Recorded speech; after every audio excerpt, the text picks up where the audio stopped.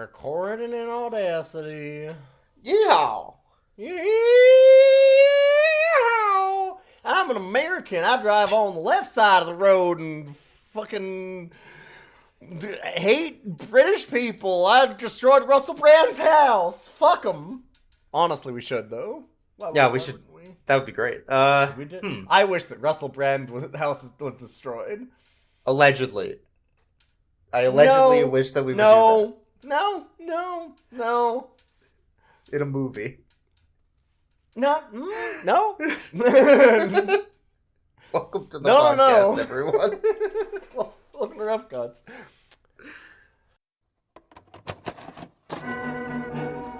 Dogs, they're coming. They're coming your way. They'll be here soon. We have something to tell you. We've been seeing each other. Ugh, that is revolting. This holiday's a great opportunity for everyone to get to know each other. Hey, give that back, Samantha.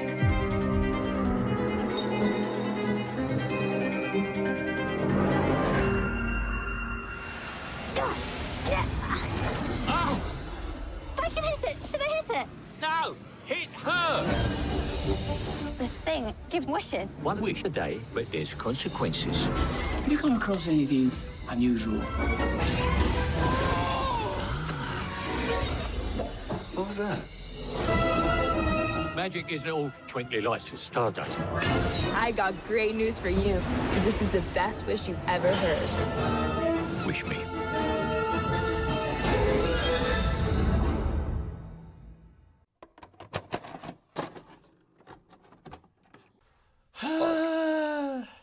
I mean, I don't. This is I a don't know dog where to movie. go. So It is a dog. It has not one but two single parents. It's true. From not one but two broken homes. It's true. Welcome everybody. I'm Boix. This is Ilion. Hi. We are here for Rough Cuts. This is a podcast where we watch movies starring dogs and then rate the dogs at the end. Which this, I think, counts for sure. It hits a lot of the beats. Like you said, single parents. There's terrible kids. They hide him. They hide the dog. Hide the dog. They hide the dog, Michael Caine, from their parents in the upstairs bathroom.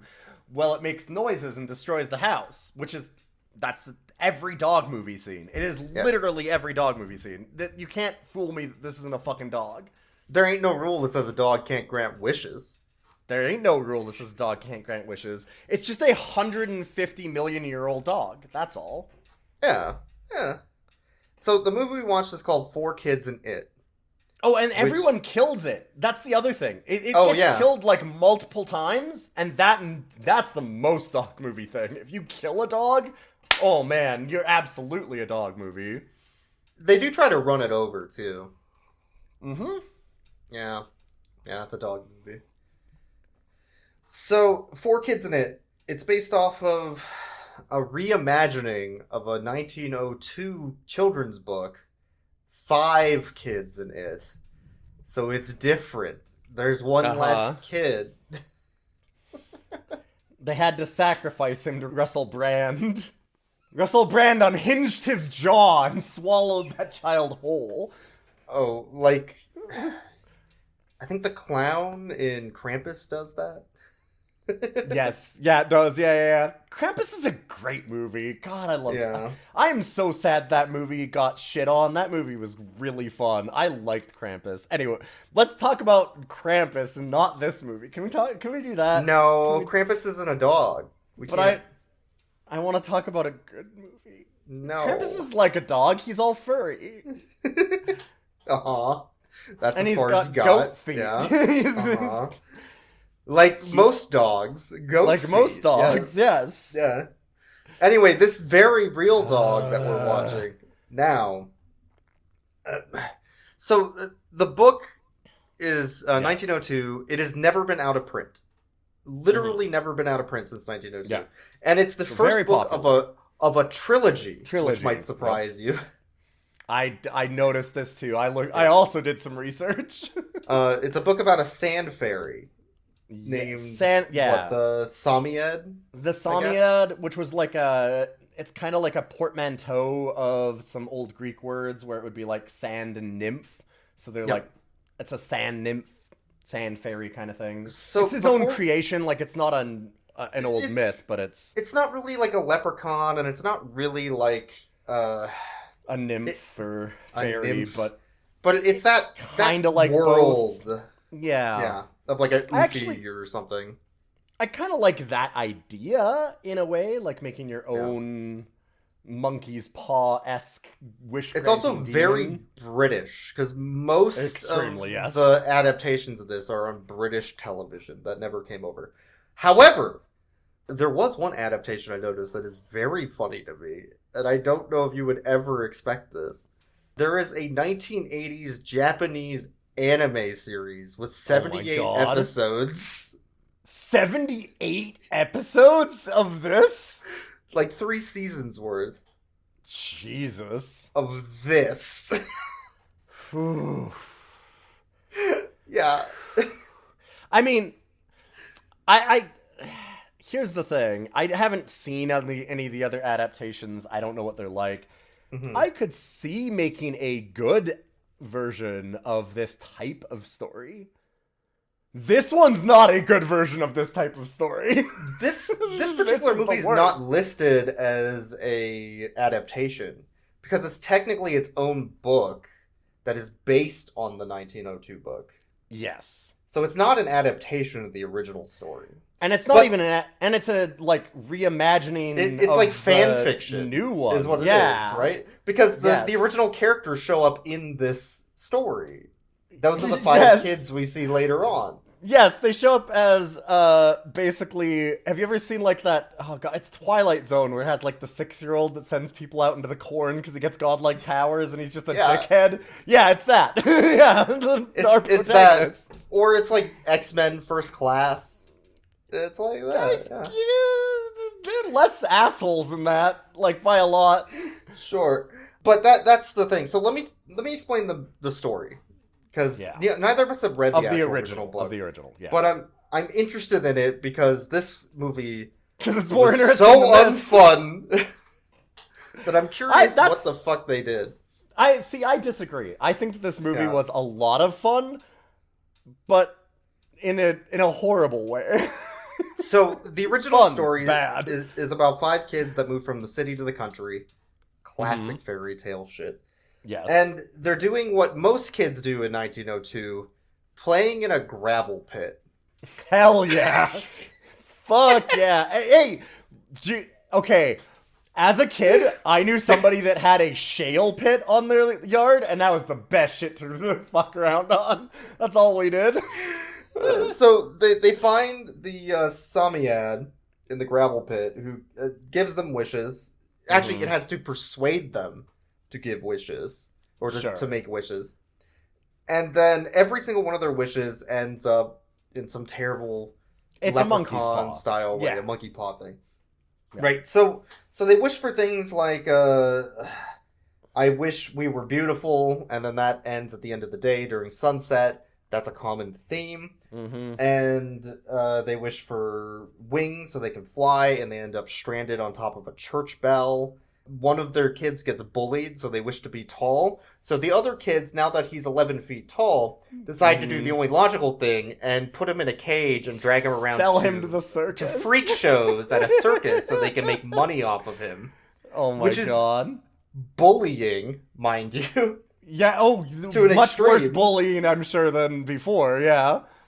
They wish to have a castle, which then they get a besieged castle in the medieval times and have to fight off medieval knights. There's also a lot of racism against the Romani people and Native Americans, as you can imagine, from a 1902 novel. Yeah. Which I won't get too far into. One of the youngest kids is a baby, and all the other kids hate having to hang around this baby. So they wish the baby would just grow up. And it grows up into a petulant man-child and just walks off. Okay, yeah. Right? And wait, so it grows up to be the dad of this movie? Elon Musk, yes. And then... No, this dad's not that bad. No. Russell Brand, sorry. And then, Okay, yes. Well, all right, when you put it that way. And then finally, they wish accidentally that their mother had all the jewels of this random rich baroness in town, just offhandedly making a remark. And they accidentally monkey paw all of her jewels to their house. Which makes her a thief. Which makes her a thief. And one of their friends gets pinned with the crime. Yeah, that's what I figured. Yeah, so then they beg the fairy, the Samyad, to reverse it all, and it decides that it will do so, but only if they decide to never make any wishes again as part of it. And they're like, okay, but one of them sneaks in one last wish that they meet the Samyad again, that they meet up, because they're actually friends with them, unlike all the other selfish, shitty kids that were asking them. And then it ends on a cliffhanger for the rest of the trilogy. Yeah. So it's a standard monkey paw story of shit goes wrong, right? Mm-hmm. And that explains kind of the horror aspect of what I was feeling at the beginning of this movie. Yes. Yeah. A little bit. It's trying to be like a leprechaun horror thing at times. I don't know if that was accidental or not, honestly, for this film. I'm sure the anime goes into much better detail. But probably. Honestly, I'm sure it's way more interesting than this. Like, every other adaptation of this has to be better. It has to be. It has to be. This is a 2012 reimagining of that with one less kid. That's also a fan fiction that brings the original kids into the story. Well, it's a 2012. This is a 2020 movie. 2012 book, 2020 reimagining of the book. Yes. Yes. There we go. That's what I wanted to clarify. So it's a fanfic of a fanfic. Yes. Yeah. Oh boy. Oh boy. What could they do with that to modernize it? I think that's what they were trying to do here, was to modernize it. But instead they just made it fucking creepy and depressing and annoying. Yeah.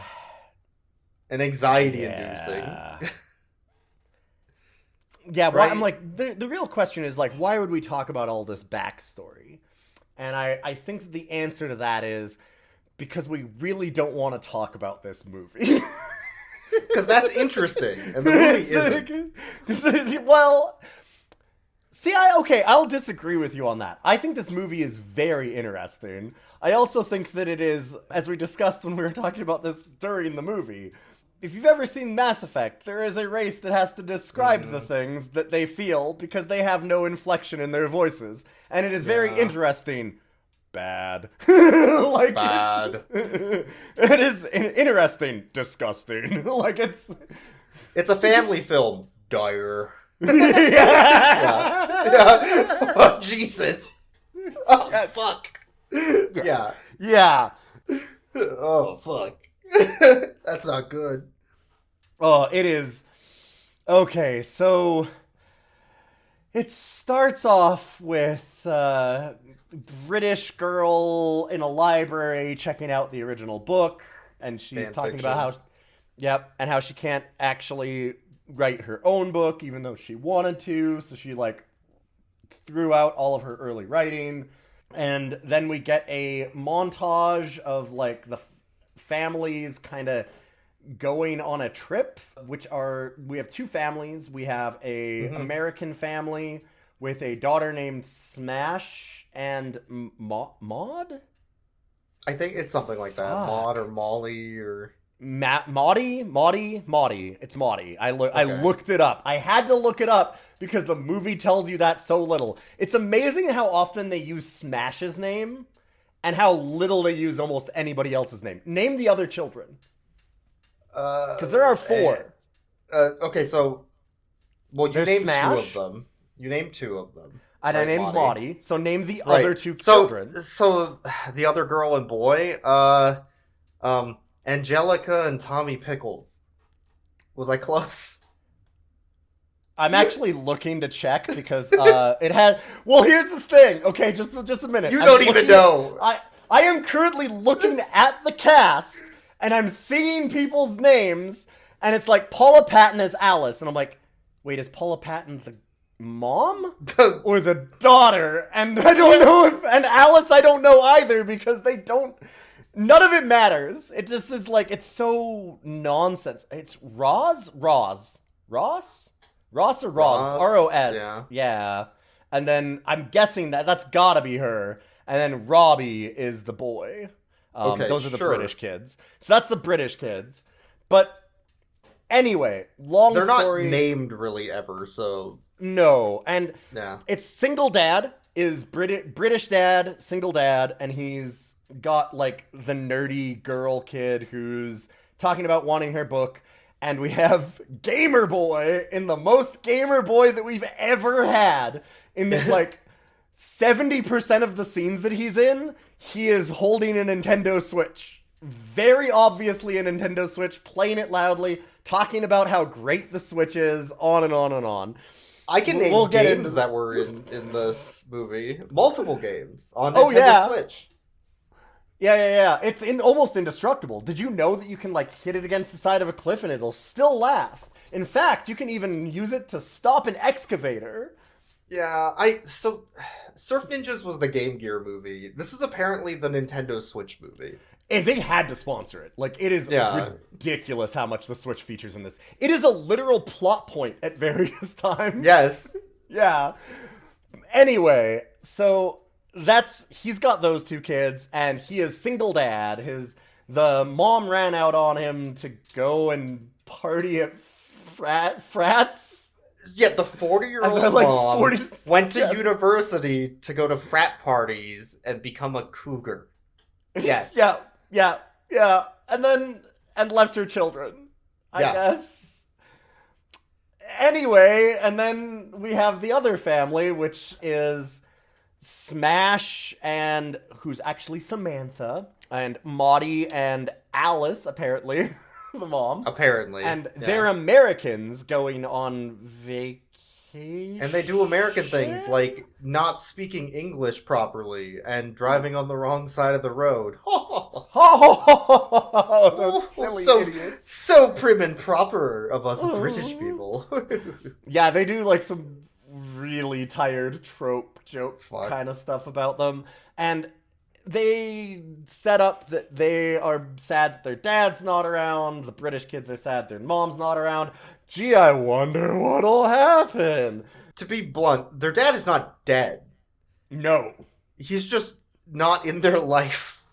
He went on a honeymoon. He's on his honeymoon to a new woman. Yeah. To quote Maudie, she went off with that tight 20-year-old tushy.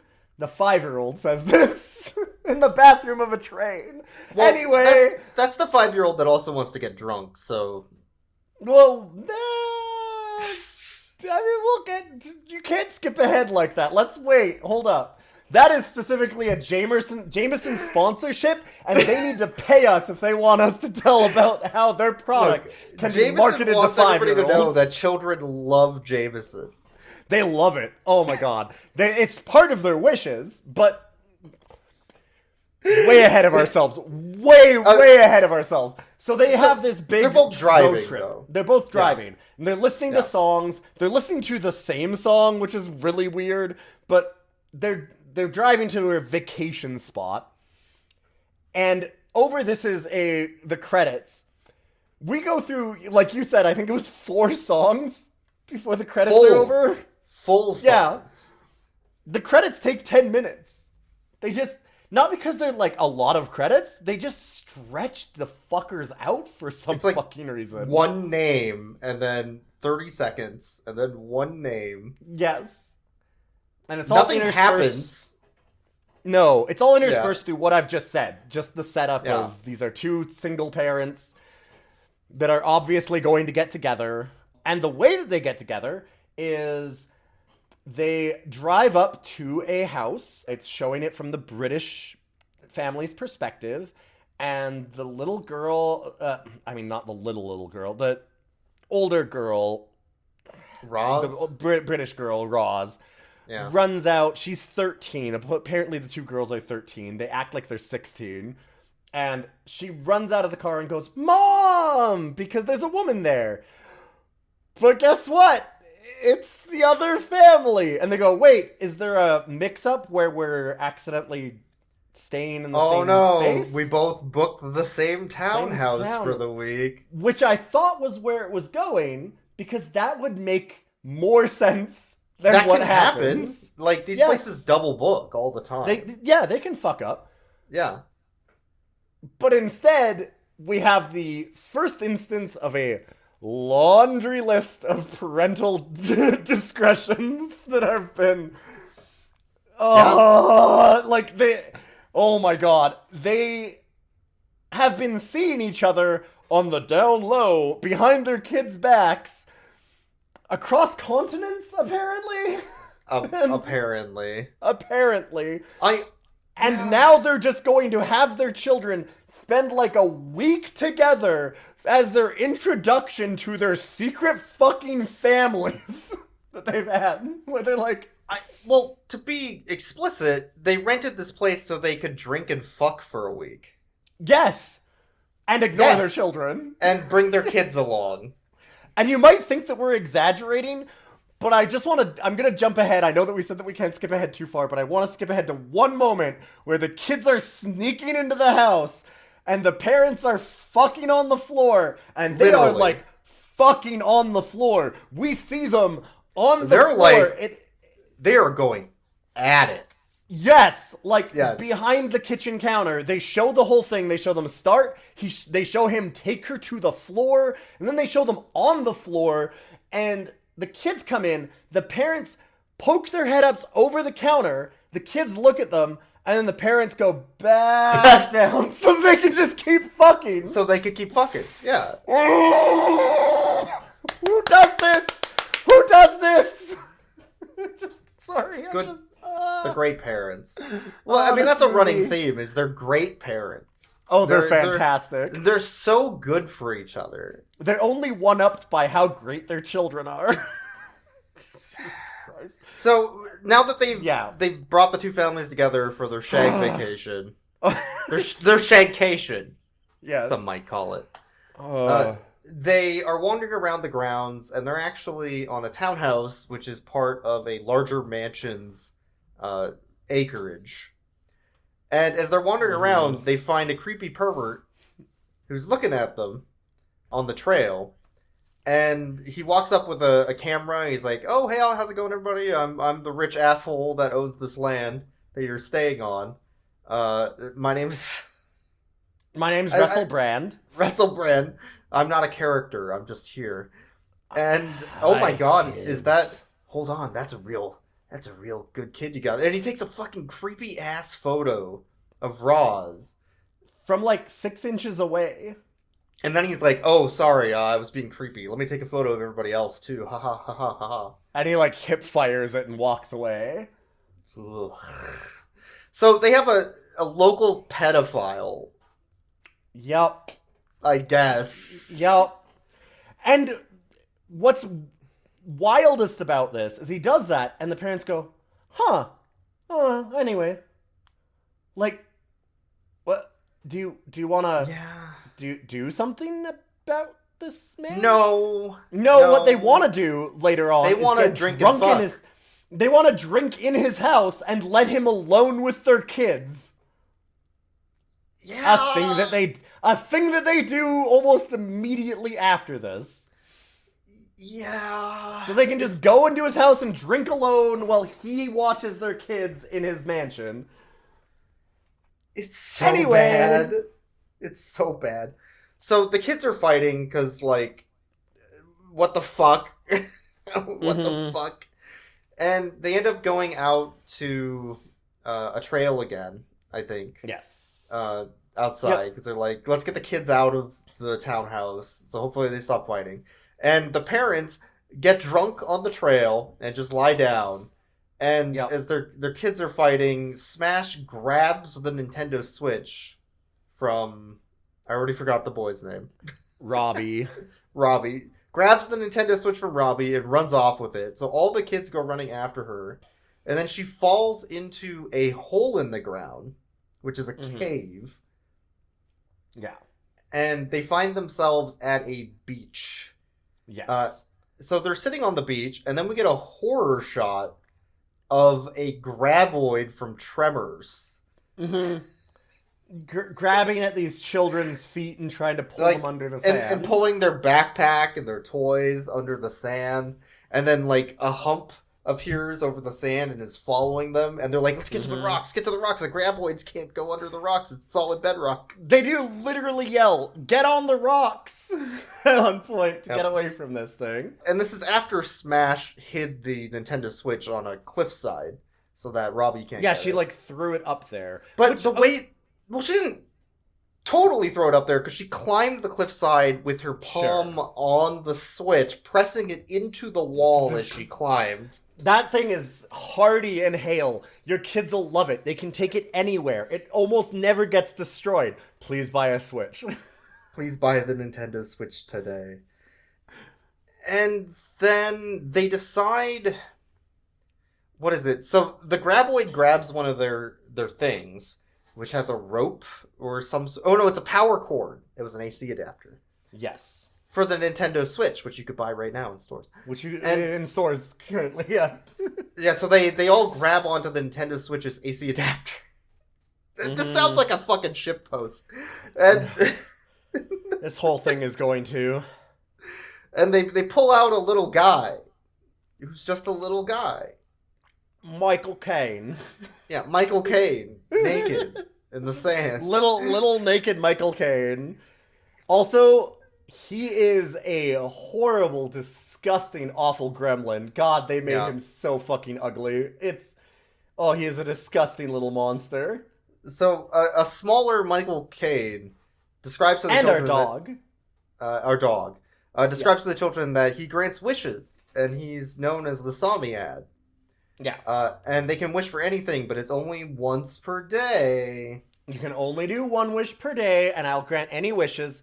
And then they go, ooh, we should do wishes. And he goes, you don't want to do wishes. He literally tells... You don't want to fucking wish for anything. It's amazing. He's like, no, you don't understand. The wishes never turn out right. Don't wish for anything. And it's like, you could just have not told... You could have just not told them that you do You wishes. could have just not told them about the wishes.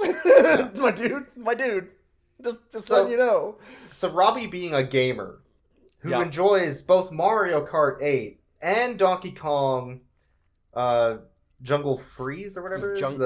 Jungle Freeze. I don't think it's Jungle Freeze. Tropical Freeze. Tropical Freeze. Which we know because he's playing both of them. Because he's playing both of those on screen. With the actual right audio for once for a game console. Yeah, well, because Nintendo fucking paid for this. Nintendo made sure it got on there correctly. I am positive that Nintendo paid for this one. Like, this one is pretty obvious. So he decides he wants to wish to be the greatest climber in the world, which I misheard as gamer in the world. I was very disappointed. I was hoping they would go to an esports arena and he would meet Ninja, and then Ninja would try to show him how to cut bread, and he would fail miserably on screen. Boy, that would be embarrassing. But you lose the ability. See, you knew immediately that he couldn't be a good gamer because he immediately starts going up. A thing that gamers can't look at. Gamers can't look up, yeah. He starts climbing the cliff, and of course, he gets, like, basically to the top of it, and then the Sammyad's like, oh yeah, by the way, it only lasts till sundown. Well, is that the sun?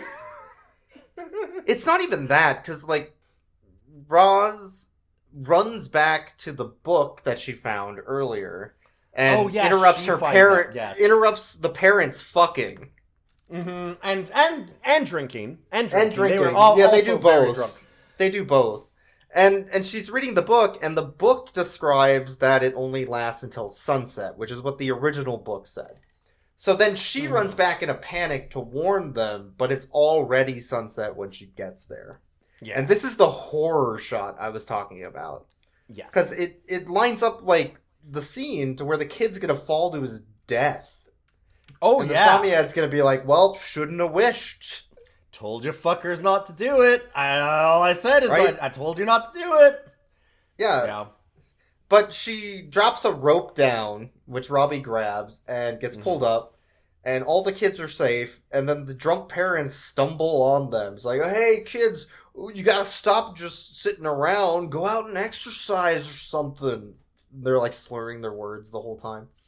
You have to, let's remind everybody, this started with the kids fighting, the one child grabbing an expensive, like, $300 gaming console, saying they were going to smash it, and running off, and the other kids chasing them going, we'll fuck you up! Why? Don't you dare come back there, I'm gonna bruise you! And, like, screaming and yelling at each other, and they went, do you want to go get day drunk? And then they left them alone long enough that it went to night.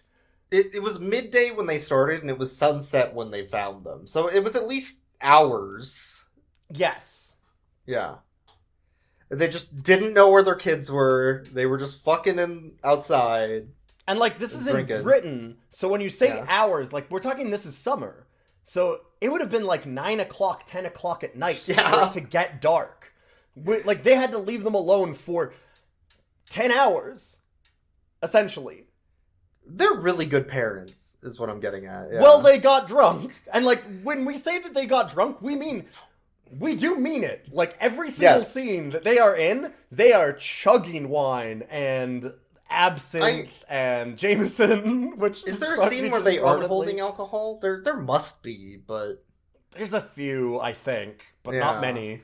The amount of alcohol in this is incredible. I didn't mention this because it upsets me, but the way Michael Caine... the Sammy ad... grants a wish... is not good. So I called what I'm gonna suggest I called it is that if you want to know more about how wishes are granted, you need to Google search Sammy Inflation. Inflation, yes. Because it changes the whole economy. That is, and it's not for the best. PSAMMEAD for those who are interested. Because it is very much an inflation fetish. I don't know how why do I call these? And he just inflates himself like a balloon and then deflates with a fart. With just ripping a big one. In the most uncomfortable way possible. Yep. Great.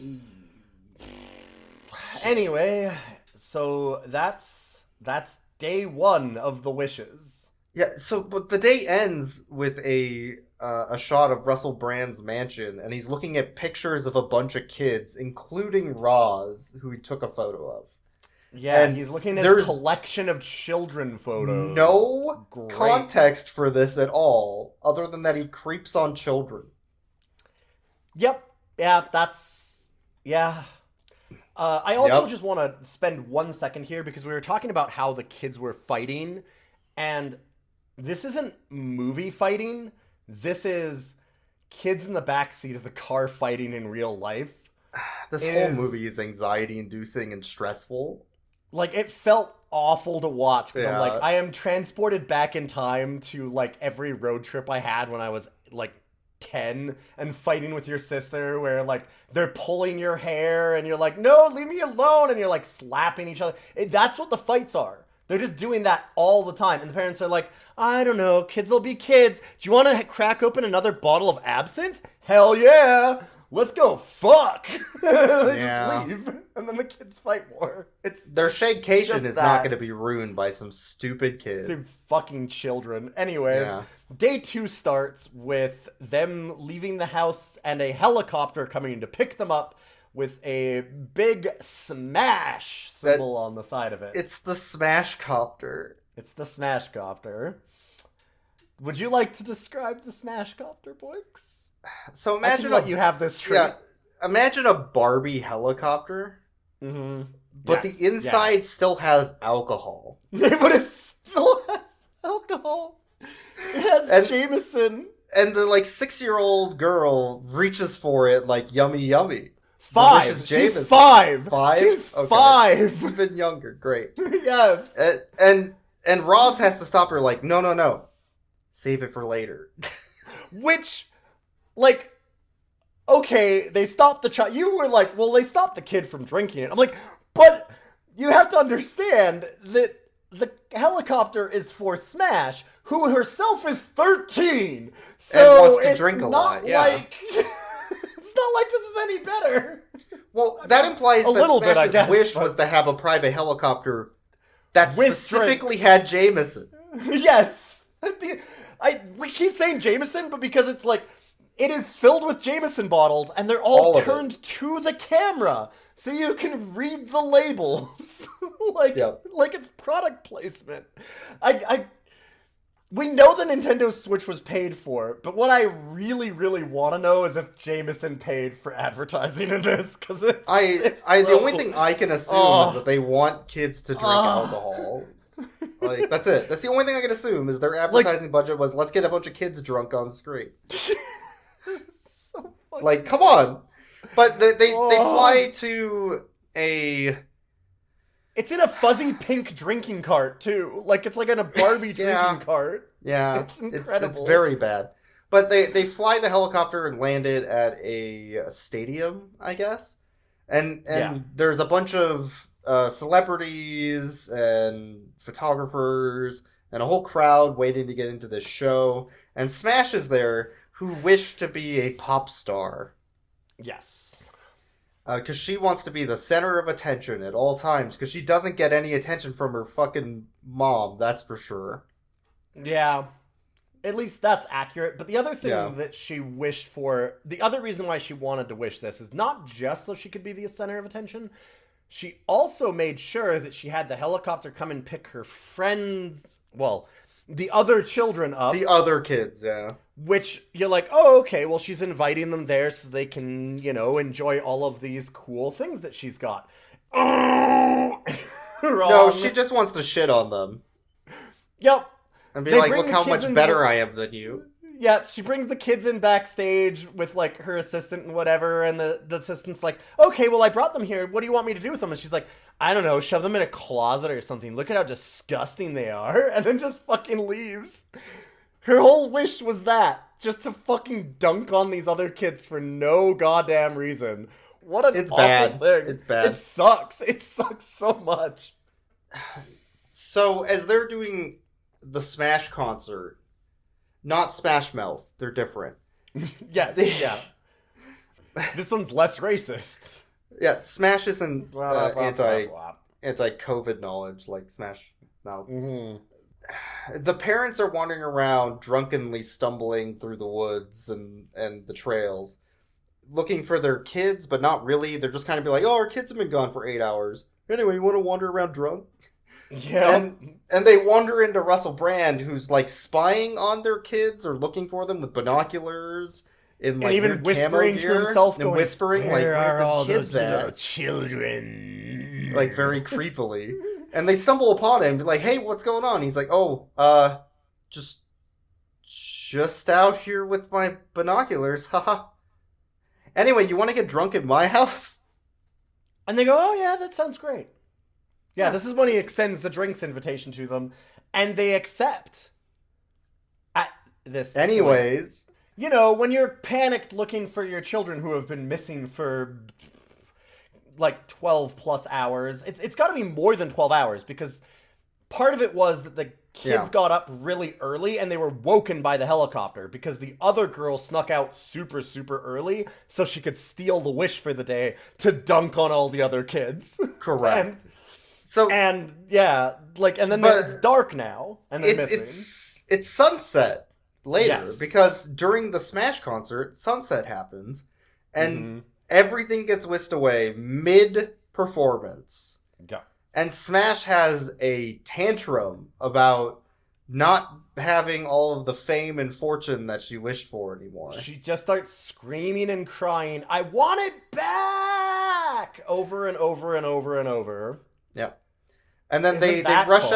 out. They rush out to the helicopter to go home. They're like, "Oh yeah, that was also part of the wish." But what about the Jameson? Oh man, I can't even get drunk like mom So- and dad. So what they do is they sneak onto a train to try and get back home Yes. and hide in the bathroom. And at the same time, the parents go to the police because it's been apparently 24 hours, which means that they were on the train overnight at least. I guess. Yeah, because they go to the cops and they're like, hey, cops, our kids have been missing for 24 hours and we waited 24 hours, but we didn't look for them. We just thought you would do it. And the cops are like, hey, you want to talk about owls? I love owls. Owls are pretty cool. Yeah, do you like owls? Have you heard of the tawny owl? The tawny owl is a really good owl. Yep. I'm not making this up. They do, in fact, talk about the tawny owl. So the parents end up calling the kids, I guess, right? Mm-hmm. And yes. they find out they're going to be on the train. So the kids hear their stop. They get grabbed by the ticket agent who tries to, stop them and pull them off of the train. Yeah. And then they get in trouble with the parents. So this was one of the moments that I'm obviously very fired up about this movie. This was one of the moments that really fucking pissed me off. Because now we get into the parents fighting, which also happens. Great. But, the fight is very one-sided. Because she yells at the dad because he goes, oh, this is weird. I don't know why this would have happened. My daughter's never been in trouble with the police and stuff before. And then she goes, what, are you saying that my daughter's a bitch who's making your daughter be bad? And he's like, no, I just said that my daughter hasn't done this. I just don't know. She's acting weird, which maybe has something to do with you having a vacation with your squeeze out of nowhere for surprise. But they're kind of implying that it's the American that's being the bad influence. I mean, I don't even necessarily think he was saying that. He's just kind of discussing it at first. He's just like, what happened? Why were they acting like this? He's just kind of like that. And she goes, oh, it's my daughter's fault. She immediately turns it on herself and her daughter and makes it seem like he's blaming them. And then as he's like, well, no, that's not really what I'm saying. He's like, I know that she has her issues. And she goes, oh, my daughter has issues. And he's like, you said that, which she has multiple times. And her daughter has issues. That's the thing. That's kind of the point. And she's like, I can't believe how damn reasonable you're being. And she's mad at him. She's like, I don't think this is going to work out because you're too reasonable. You don't want to fight me.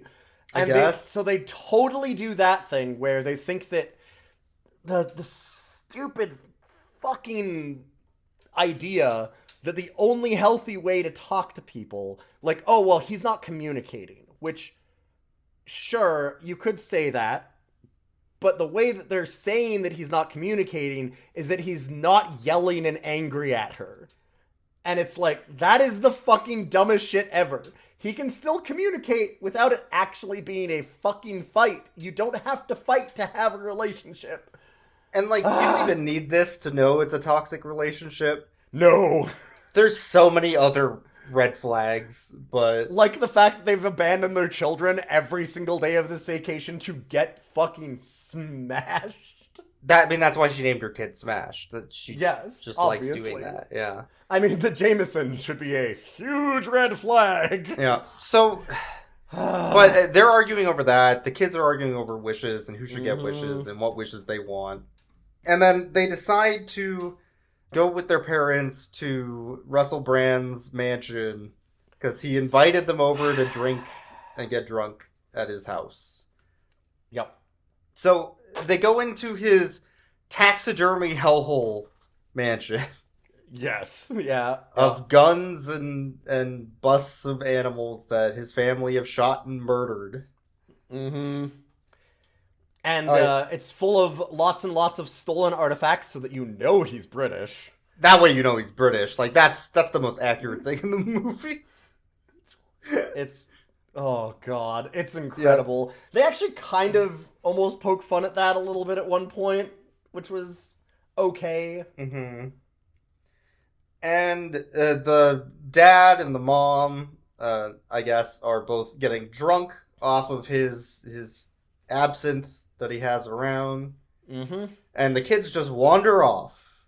Roz says she's going to look for the bathroom, but really she wants to look around Russell's weird fucking creepy mansion. Well, and the weirdest thing about this is you're like, okay, well, the parents are off drinking with Russell Brand and the kids are wandering the mansion. No. Which, that would be kind of weird, but, you know, like, I mean, you need some adult time, and like the kids can, they're not like so young that they can't just play in a house. Like if you tell them to stay in the house, like that's fine. But no, Russell Brand is alone with them. Well, yeah, they he wandered off alone. with the kids while they drank alone and then grabbed tribal masks and did culturally insensitive things with them. Yeah, they start trying to fuck each other through tribal masks. Yeah. I am great. That's not a joke. That is literally not a joke. Yep. Anyways, Russell Brand put a tracking device on the bottom of Roz's shoe, which blinks red, so it's really hard to see. And then he confronts Roz. He's like, "Hey, have you ever been here before? Have you been to this house? Have I seen you before?" Yeah, he like corners her. Very confusing because it's still a really creepy pedophile scene. Yep. And then Roz just like brushes him off and then goes to find her parents, who are drunk, and they drunkenly tell her, "Oh, the other kids aren't here because we said they could leave. We just wanted to drink in his mansion. You don't have to be here." Yes. Yeah. When she comes back from going to the bathroom, the kids have already all left in like the 5 minutes that she was alone. And the parents are still just drinking. Just, you know, drinking and fucking over masks, you know, like they do. And Russell Brand goes, okay, you guys have all been really drunk in my house and kind of touching all the artifacts to make out with them. Yeah. Can you just go? Can you go? Which was like the only time where I'm like, man, Russell Brand is actually kind of reasonable at this moment, which is fucking weird. Because he's a villain, and he's an awful villain. Oh, he's bad. In real life, too. Oh, in the movie also. Yeah, sorry. What were we talking about? Yeah. Anyways, so the next day happens. And I think Smash is walking with her mom, Alice, and they're talking about how she met the guy, the dad. And she's like, what happened was I was drunk driving, and I got in a car accident, and he walked out and asked me for my phone number, which I later realized was for insurance purposes, but I wasn't going to let him get away from my drunk ass. So I forced him into going on a date with me, and well, love blooms. Yeah, it's like he had a really hard time getting back on his bicycle.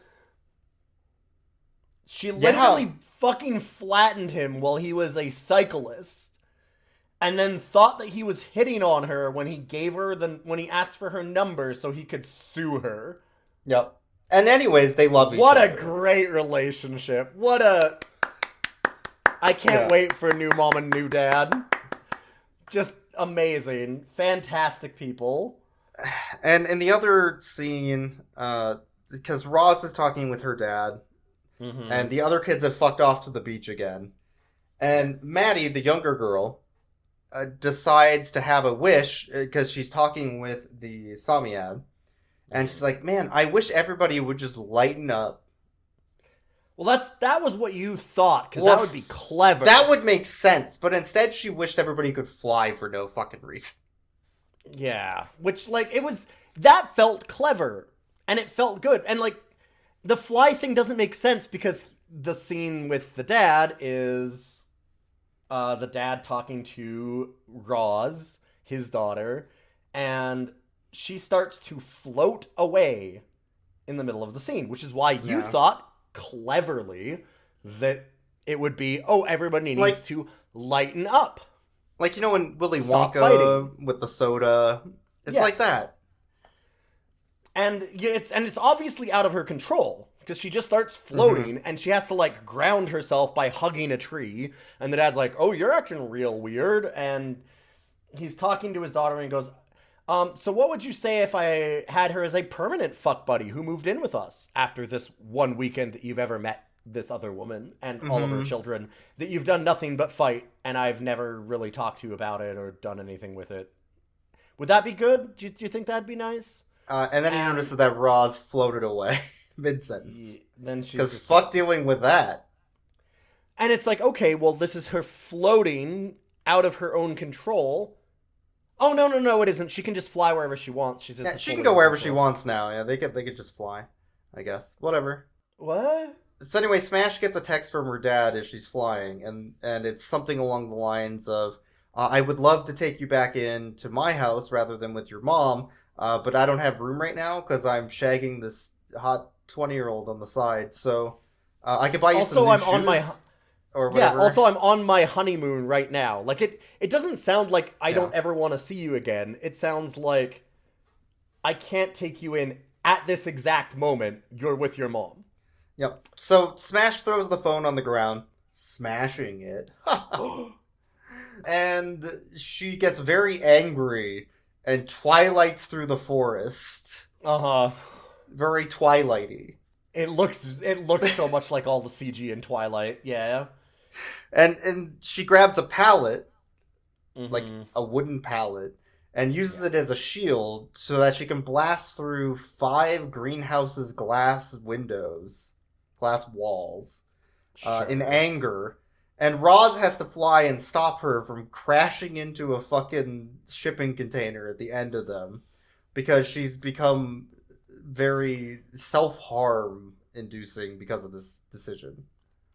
I guess the thing I is think they that's act implied. like this is, yeah, they kind of act like she's going to die if she hits this shipping container, and she's moving it like a run, which I mean it would hurt.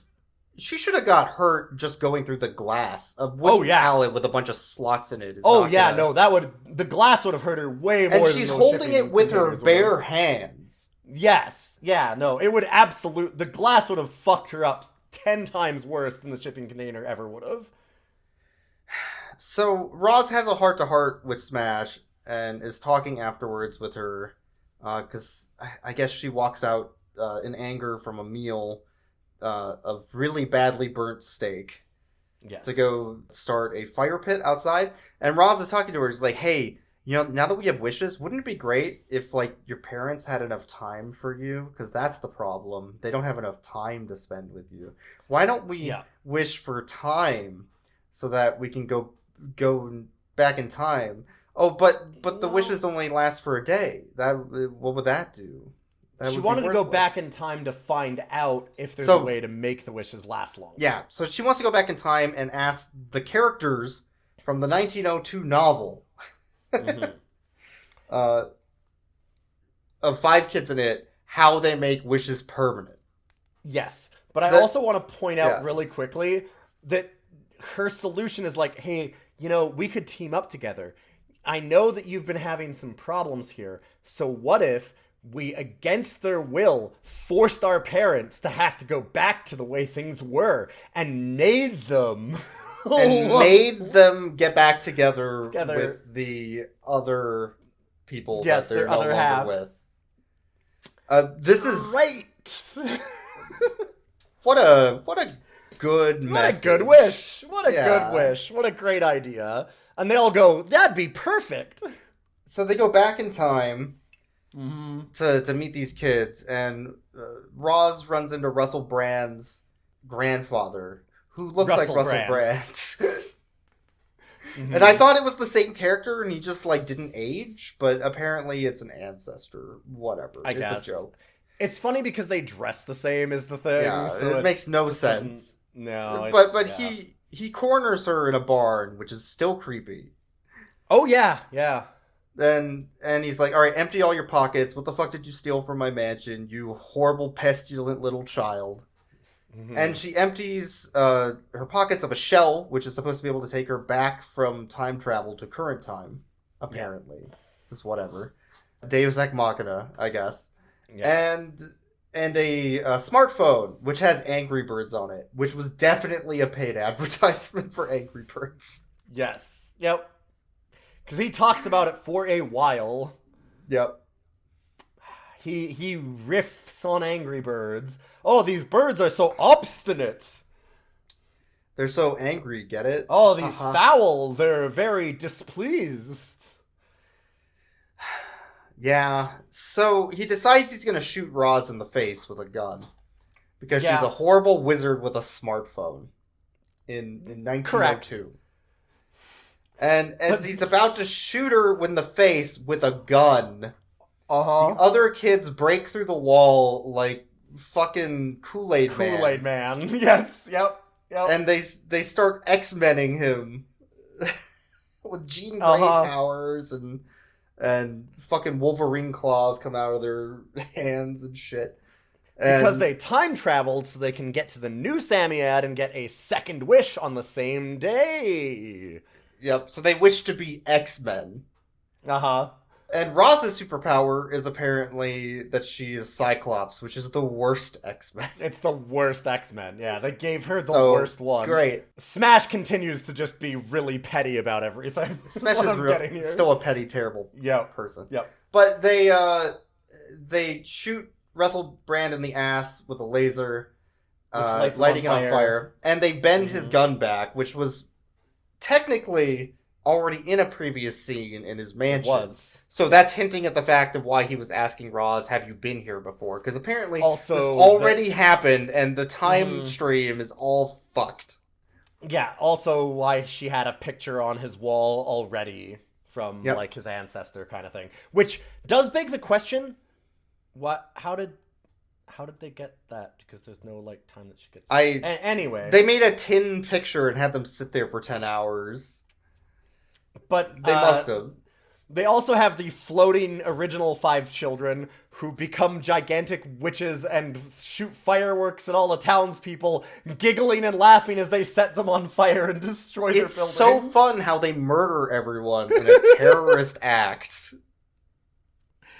Ladies and gentlemen, our heroes! So she blows a shell and goes back forward in time.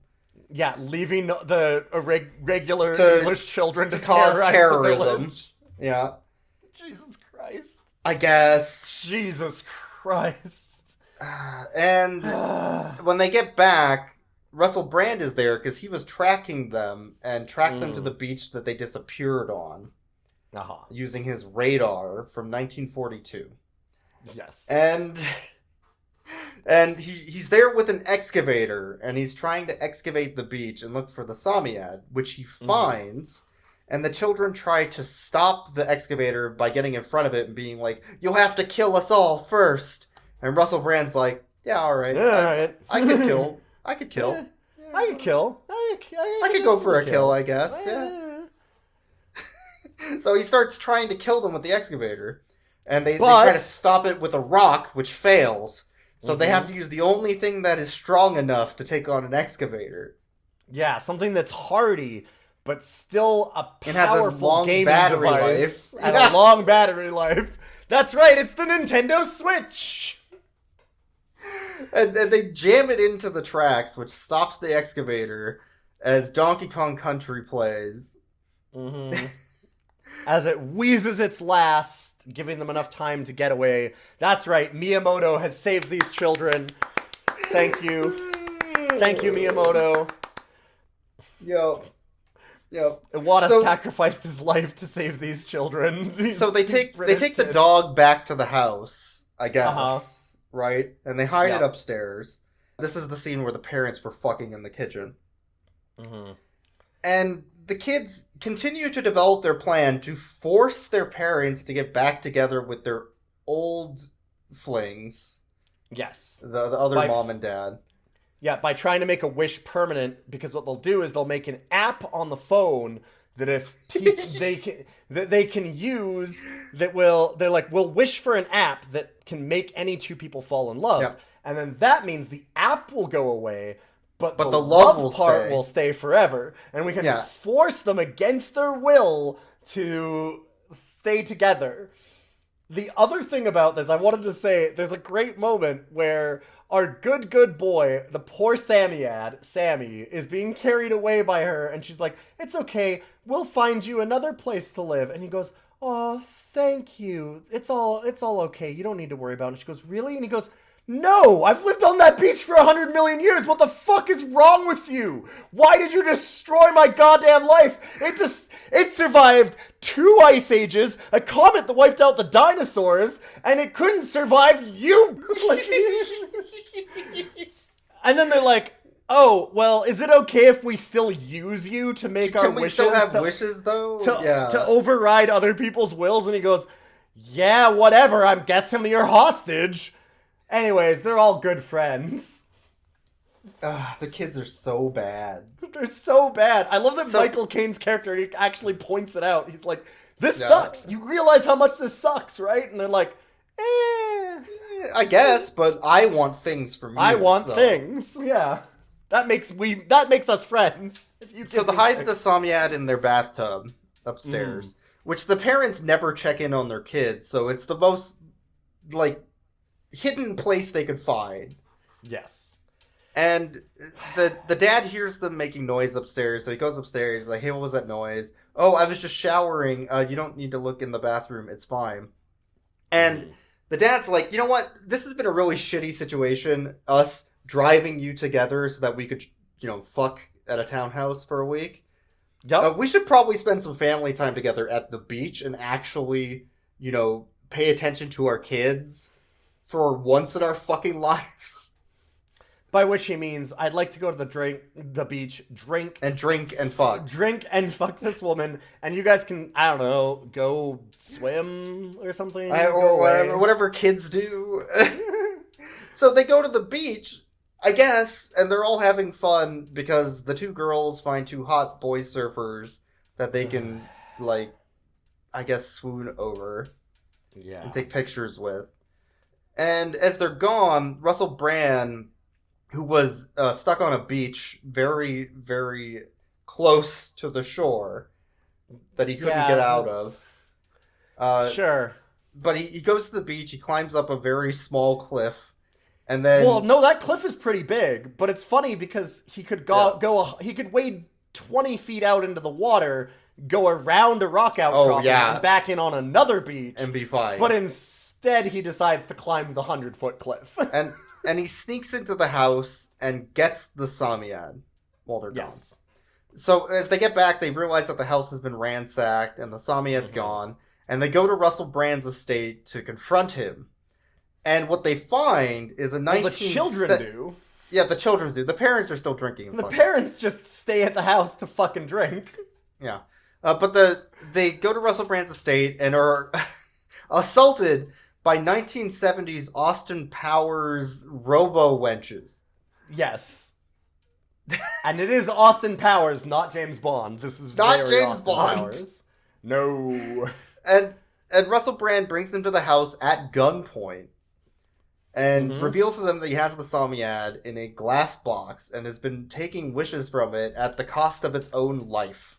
Hey, kids, would you like to see a really fun movie? It's time for the family movie Torture Scene.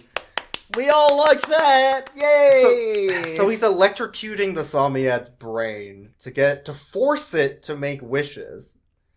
And it decides it won't do it anymore, regardless of how much torture it has been given. So Russell Brand decides to threaten the children by shooting them one by one until the Samyad grants him another wish. Correct. We do actually get a scene of the electrodes hooked into this thing's brain. Like, they're, like, wired into its brain. Like, it's like they're screwed in. And he's, like, zapping it over and over as it screams in agony in this little box. Great. Fun for the whole family. So the Samyad, I guess, gives in and decides to give one more wish. But it'll be his last because the Samyad will die when this wish happens, which he knows, which is why he wasn't giving him another wish. Yeah, he can only do one wish a day or he dies. And Russell Brand decides to wish for gold beyond human comprehension. Yes, which is the dumbest possible way to make a wish when the wish-granting thing even constantly says, I'm a monkey's paw. Like, it's just the dumbest shit. And at that moment, a coin falls down the staircase of his mansion from the second floor, and then two more, and then three more, and it just keeps increasing. Mm-hmm. Basically, Russell Brand and all the kids get caught in a golden shower. No! And no! Stop that. And so the Samyad, on his dying breath, tells the kids to run away, which they do, carrying him with them. And then a fountain of golden... Okay, hold on. And a golden shower. A golden shower. A bunch of gold showers Russell Brand. flows from the staircase down as he's gleeful, burying Russell Brand. And obviously killing him. And murdering him in cold blood by crushing him under the weight of gold coins. Coming out from the chimney, from the windows, from the floor, everywhere. And then right as it crushes him to death, sunset happens and it all disappears. And he's fine. Revealing that he's fine in the foyer of his house. Yep. At which point, the house collapses on him, killing him instantly. Yeah. Which of course means that he gets up and walks out of the house. Because he's fine. Anyways, the kids give CPR to the Samyad, which doesn't work. So the younger girl, Maudie, pulls out her shoe, which has a bunch of sand in it, and she just pours it all over his mouth. And she's like, yum, yum, sand. Shoe sand, yum, yum. Yes, she literally says shoe sand, yum, yum. Was her line, I believe. And just pours it down his throat. Yeah. Yo. Which revives the Samyad. Yes. Yep. Mm-hmm. And the kids are happy because now they can have wishes again. Him. Yeah, now they can use him again. They don't care that he's alive. They just want wishes because they didn't get to have their selfish wish yet. Yes, like this is literally Ross has not gotten a wish, and she's like, she has a notebook that she's been keeping where she's like, these are the exact parameters of the wish that I want. And she's like, oh my god, I'm not going to be able to get my wish. He's dead. And then they revive him and she's like, oh goody, and pulls her notebook back out. It's finally. Like, what the fuck? But what the fuck? The Samyad apparently needs to be at a new beach or something for her to get her wish. So they take him to a new beach because the parents wanted to go to a beach to fuck and drink again. Yep, because they leave the kids alone again where they drink on a blanket. Yep. And the kids wander off into the beach, talk to the Samyad, and like, okay, here's the wish. We're going to change the whole world. It'll be like we never met, and all this shit will happen, and we're going to force people to do things against their will, which is great. And I wish I was a little bit taller. I wish I was a baller. I wish I had a girl who looked... But wish I had a girl with a hood, I would call her. Wish I had a rabbit in a hat. They just go off. And Skilo was there, and it was fucking weird. And as she starts doing her wish, she realizes maybe being an evil, selfish, terrible prick that forces people to do things against their will is not good. She doesn't realize that yet. First, Russell Brand grabs them. Oh yeah, Russell Brand's alive still and shows back up again. I guess... Yeah, Russell Brand interrupts the first time of this. She doesn't realize it yet. I don't know what they do. I just know he got arrested. I don't know what they did. He shows up, and the parents hear him assaulting their children, so they get up, and then they call the police, and then the police take him away. And that's literally all that happens. Situation, I guess. That is literally it. That's it. Why couldn't they just have him be dead? I don't... Did they not want to kill somebody in this movie? Is that why? No murder? Yeah, you can have torture, but murder is crossing the line. And that must be it, right? Like if they had somebody die, I think the rating would have gone up. They could have just shown him, though. They could have instead of having the house collapse on him, they could have had all the gold crush him and show his house in ruins. Yeah, and then have him on the floor breathing like they did and being like, "Oh man, all my gold's gone," and then just that's it. You don't need more, yeah. You don't need more. That's the end of him. Why wouldn't why does he have to come back? You don't have to have any of that. Instead of wishing for her parents to get back together and this whole thing to never happen and that she never met that terrible petulant child Smash, she decides instead to wish that this beach would never be bothered again for 100 years and that the Samyad could sleep under the sand for that time instead, which guarantees that she will never see it again in her lifetime. Yes.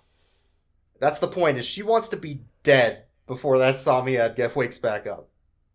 What you would like to do if you have a friend. Yeah. I'd rather never be see you dead again. Than see you again. Yes. And that's friendship. And that's the end. What a great movie. And there's a cameo from the author of the 2012 book in the credits. Asking for a signing of her own book. in the most fucking patting on the back bullshit I've ever seen. Self-congratulatory wank fest of how awesome our movie is, that basically the little girl Roz finally wrote her story, and it's the story that you just watched, and it is as popular as Harry Potter, and people line up for blocks to read it. Yeah, everybody loves this movie. Everyone loves this. Loves this story. And the original story is in print. It's been in print for 100 some odd years. So, yeah. Like, the original story, sure. I don't think this fucking adaptation fanfic bullshit is... Fuck this. No. And the first one is racist, but it's much more honest about its monkey paw. Yeah. And the kids are awful the whole time, and the message is that they're awful the whole time, and that they shouldn't be awful. This one's just like, you can get whatever you want, and just do it. Do it. Just do it. Who cares? Yeah, the big thing about this is that everything is unearned. So there's moments of, like... So the mom burns the meals constantly. Like, that's a joke, quote-unquote, throughout the movie. And there's that meal what we talked about where there's, like, the heart-to-heart they have afterwards. The burnt steak, yeah. Yeah, and the heart-to-heart, again, is literally just, wait, we can wish that we never saw each other ever. Wouldn't that be great? Wouldn't it be great if I literally never met you? Yes. And they go, wow, yeah, that would be great. If you use your wish to make sure that we never had to see each other ever and I never even met you, that'd be perfect. Anyway... The very next meal after she made just a plain piece of meat into ash and nothing else. She didn't even make anything else for that meal. The next meal is like pie tarts and mashed potatoes and like roast beef and all this stuff. And they're all like, wow, this is incredible. It's so perfect. What? Well, their exact words are, I can't believe this is edible. Well, but no, he even says at one point, he's like, oh, this is an incredible meal. He says that, like, your tart is incredible. And it's like, huh? And it's like, she's got character growth because she has now become a good cook. But it is literally overnight. And there's no, like, effort or scene on her part that shows why this happens. Like, yeah. And all of it is like that. Because at the end of the movie, like, the little girl goes from, I need to save this bean specifically so I can get my final wish to force people to love each other. Only because of that, yes. And the reason that she decides to let him go instead is... It's the end of the film, so she should probably do it. I should probably not be a dick. Yeah. I guess. There was a scene earlier on that I want to highlight for a second, because I guess we should rate the Sammy ad now. So I want to rate Sammy, the Sammy ad, as a world peace out of 10. And you might want to take the clip of this, because I don't know that people will believe me. Because they fight over what they should wish for. And he goes, I don't know, you could use your wish for good, maybe, like, world peace. Oh, like, no, the girl's like... the little girl says world peace. Yeah, because Smash is making fun of her. She's like, you'd wish for something stupid like world peace. And he goes, oh my god, wouldn't that be amazing? Finally, we could do that. And then he's like, would you like to wish for that? Would you finally do it? And they both turn and look at him and they're like, no! No, that doesn't help me. Perfect summation of this movie. Sammy is a good boy. All he wants is to have someone wish for world peace and, like, make the world a better place, and no one does it. Nobody Constantly, he's giving good advice, asking people to help him, trying to help other people. Nobody ever helps this poor dog. I would rate the Sammy ad a 13 out of 10, but I think I'm going to have to inflate it to a 14 out of 10. Oh. But then you have to deflate it again. But then deflate it back down to like and it goes a 10 back out of down 10. to a 12. Yeah. It's like a 10 out of 10. Yeah, it's very thin and wispy. Aww. Yeah. Whatever you do not Google search Sammy ad inflation. Thank you. So, the other good boy in this movie plays Donkey Kong Country. It plays Mario Kart 8. It stops a bulldozer, excavator. It saves 4 children. Save 4 children. That Nintendo sacrificing Switch, its own life, sacrificing its life to do it. Yeah, the only only being in this movie willing to go out of its way for other people is the Nintendo Switch. Going out of its way to the point of sacrificing its own life, like I said. What a good boy. What a good I'm going to have boy. to give it a 16 out of 10 for its release date of 2016. Oh, yeah, I would give the Nintendo Switch a... I'm going to have to go with a Splatoon out of 10. I think that's a fair rating. Yeah. A Splatoon 3 maybe even? Maybe even, yeah. Oh, wow. Huh. Yeah. So that's this fucking movie, I guess. I was so mad at this thing. This one was... This is why I'm like, this episode's gone on a little longer than normal, but it's also because I was so fucking fired up about this thing. It was one of the most... stretched. It is stretched. Oh, that's the other thing. This movie is 2 fucking hours. Yeah. It's 2 goddamn hours. We watched this thing for 2 hours. It was miserable. It was... But, like, for me, I was engrossed in this movie because it's so bad. It's so bad. The acting is good. The effects are awesome. Like, the concert they have is incredible. Yeah, the shots are pretty good. Some of the CG's like Twilight bad, but... Okay, yeah, the gold scene is awful. That's true. The gold scene and when they're flying.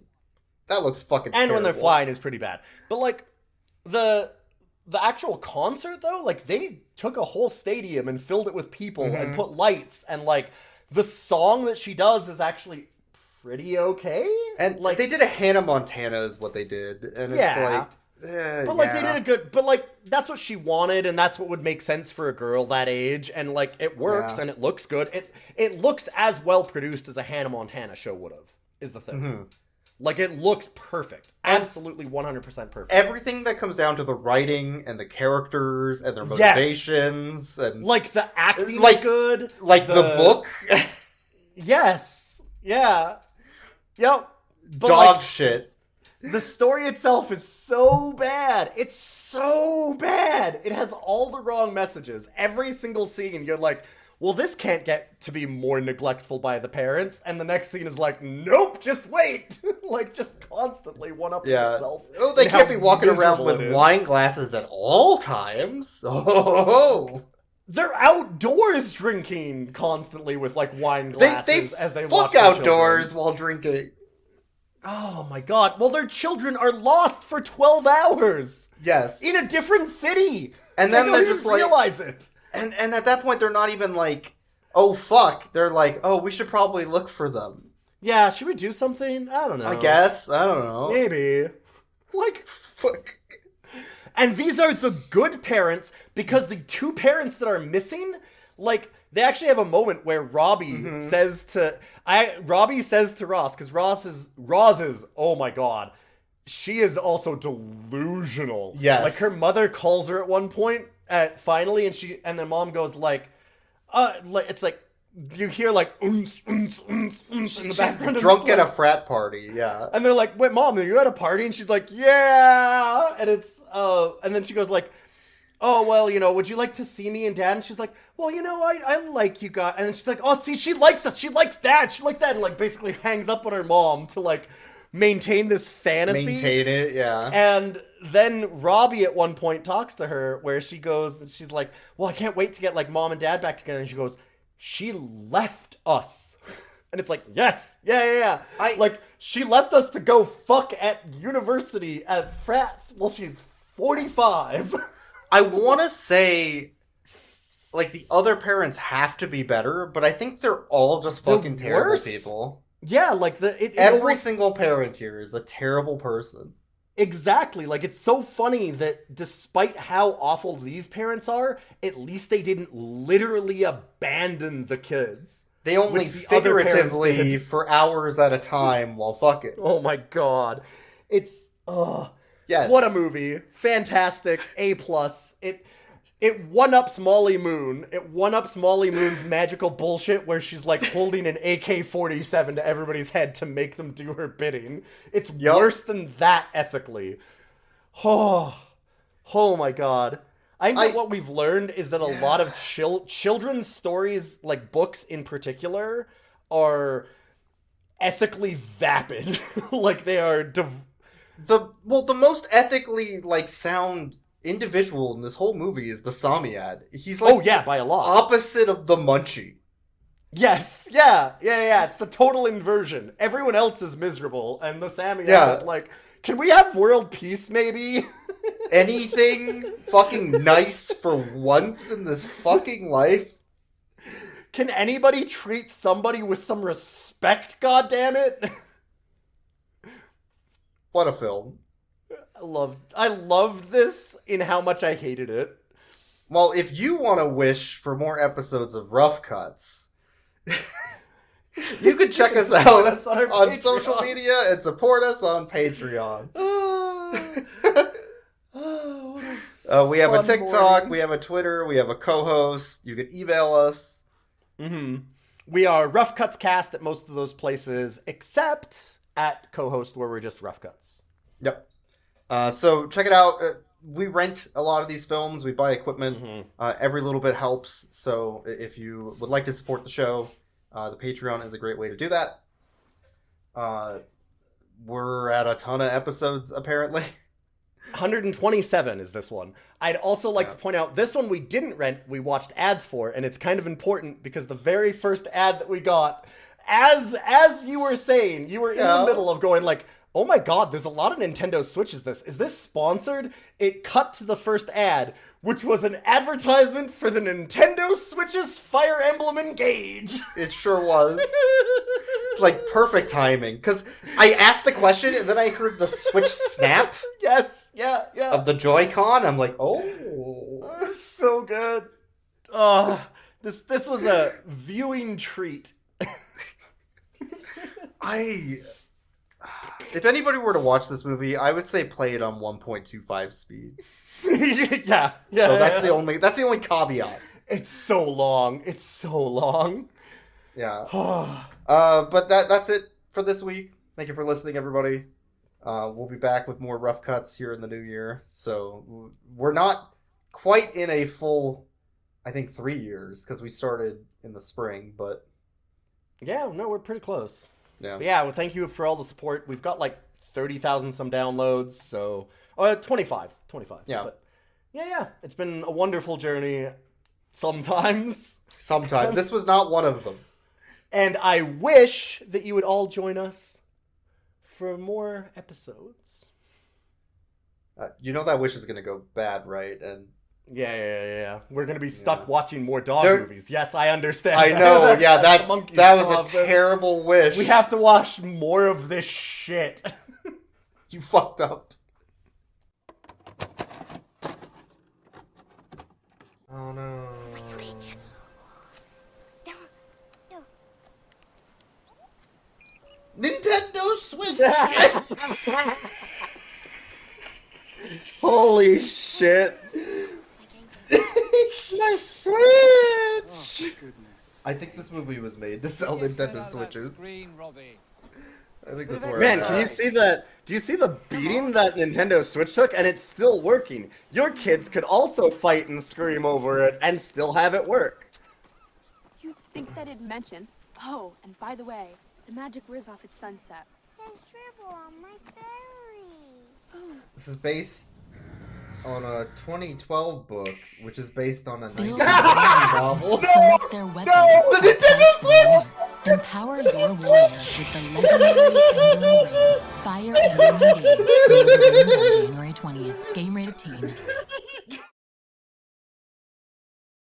Sand. Yum yum.